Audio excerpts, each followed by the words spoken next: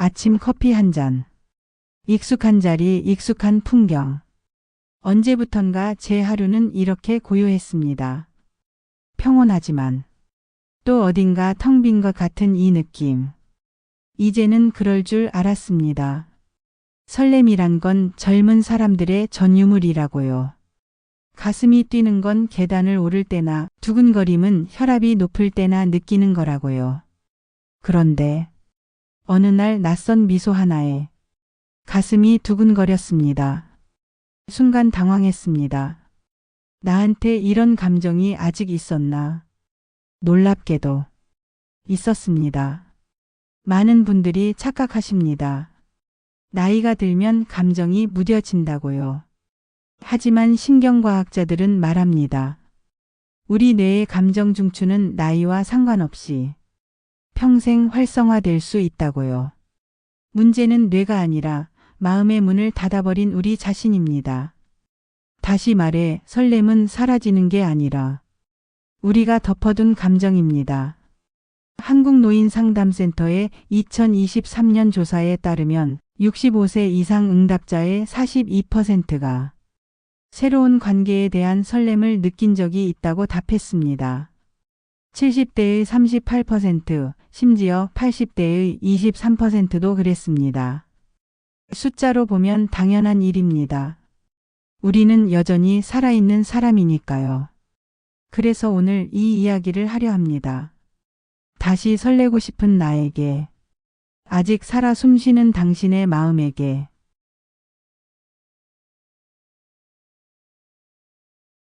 하지만 솔직해지겠습니다. 다시 설레고 싶다는 마음 한편에는 두려움이 있습니다. 왜냐하면 우리는 이미 알고 있으니까요. 사랑이 얼마나 아프게 끝날 수 있는지. 이분은 71세 김선희 씨입니다. 45년을 함께한 남편을 3년 전 보내셨습니다. 처음 1년은 그냥 살았어요. 아니, 사라진 거죠.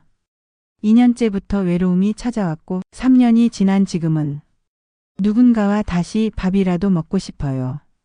하지만 그게 남편을 배신하는 것 같아서 감히 시도조차 못하겠어요. 67세 박영수 씨는 2년 전 아내와 이혼했습니다. 자식들 다 키우고 정년퇴직하고 나니 남은 건 서로에 대한 냉랭함 뿐이었다고 합니다. 40년을 함께 살았는데 알고 보니 우리는 서로를 전혀 몰랐더라고요. 이제 다시 누군가를 만난다고 해도 제가 사람을 제대로 볼 수 있을까요? 또 똑같이 실패하지 않을까요? 심리학에서는 이를 애착의 상처라고 부릅니다. 한번 크게 다친 마음은 그 자리를 선명하게 기억합니다. 그리고 다시 상처받지 않기 위해 무의식적으로 문을 닫아버립니다. 이건 나약함이 아닙니다. 생존 본능입니다. 하지만 여기에 역설이 있습니다. 문을 닫으면 상처는 받지 않지만 온기도 들어올 수 없습니다. 그래서 많은 분들이 망설입니다. 다시 설레고 싶지만 다시 아플까 두렵습니다. 하지만 기억하세요. 다친 마음에는 여전히 사랑의 잔향이 남아있다는 것을.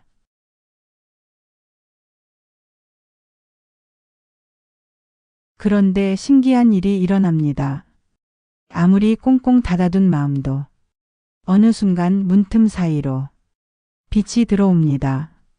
69세 정미라 씨는 남편과 사별 후 5년간 집 밖을 거의 나가지 않았습니다.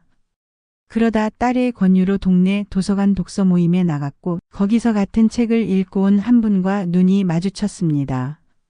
처음엔 그냥 인사만 했어요. 그런데 그분이 제가 좋아하는 시인 이야기를 하시는데 가슴이 뛰더라고요. 아, 내가 아직 이런 감정을 느낄 수 있구나. 그 순간 알았어요. 나는 아직 살아있다는 걸. 설렘은 거창한 것이 아닙니다. 누군가의 따뜻한 인사 한마디, 같은 취미를 나누는 대화, 함께 웃는 순간. 이런 작은 정서적 연결이 설렘의 씨앗입니다. 심리학자 에릭 에릭슨은 말했습니다. 인생의 마지막 단계에서 우리가 추구하는 것은 친밀감과 연대감이다라고요. 우리는 본능적으로 연결을 원합니다. 그리고 그 연결이 시작될 때 마음은 다시 깨어납니다. 요즘 시니어들의 만남은 다양합니다. 등산 모임에서, 미술 수업에서, 봉사활동에서, 온라인 커뮤니티에서 꼭 연애를 하려는 게 아닙니다. 그냥 함께 시간을 나누고 싶은 겁니다. 그런데 그 함께가 쌓이다 보면 어느새 마음 한편이 설레고 있습니다. 그게 사랑인지 우정인지는 중요하지 않습니다. 중요한 건 내 마음이 다시 움직이고 있다는 것. 마음이 깨어나는 순간은 준비되어 있을 때가 아니라 열려 있을 때 찾아옵니다. 그리고 그 문을 여는 건 용기가 아니라 호기심입니다. 저 사람은 어떤 사람일까? 그 작은 호기심이 설렘의 시작입니다.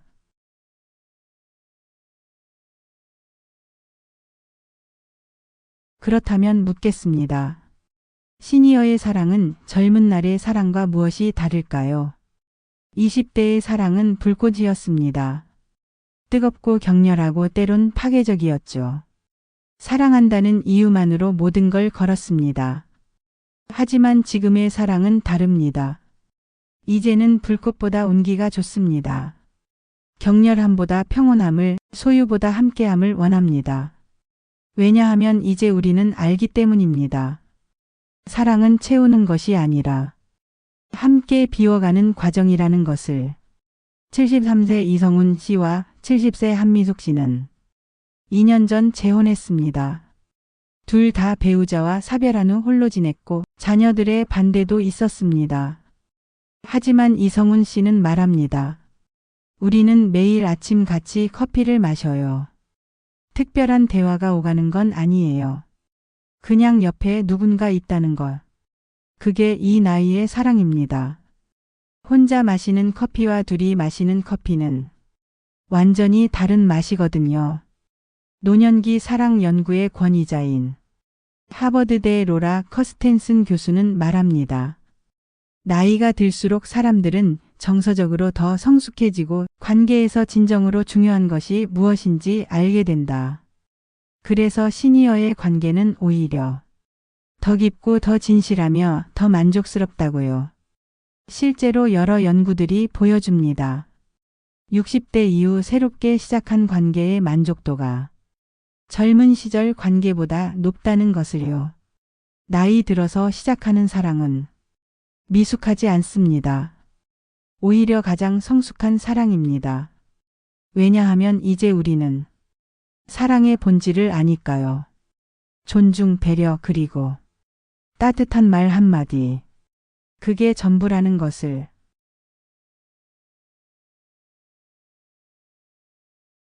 그래서 오늘 이 말을 하고 싶었습니다. 다시 설레고 싶은 당신에게. 사랑은 누군가를 찾는 일이 아닙니다. 먼저 나 자신을 다시 사랑하는 일입니다. 거울 앞에 서서 당신에게 물어보세요. 나는 지금 행복한가? 나는 나 자신을 사랑하는가? 그 질문에 예라고 답할 수 있을 때 비로소 누군가의 미소에 설렐 준비가 된 겁니다. 설렘은 결국 내 안의 생명력이니까요. 오늘 하루 누군가의 미소에 가슴이 뛰었다면 축하합니다. 당신은 아직도 사랑하고 있는 겁니다. 오늘 하루 아무 일도 없었다면 괜찮습니다. 내일은 또 다른 하루니까요. 중요한 건 당신의 마음이 여전히 열려 있다는 것입니다. 삶의 후반전에서 다시 느끼는 설렘은 인생이 아직 아름답다는 증거입니다.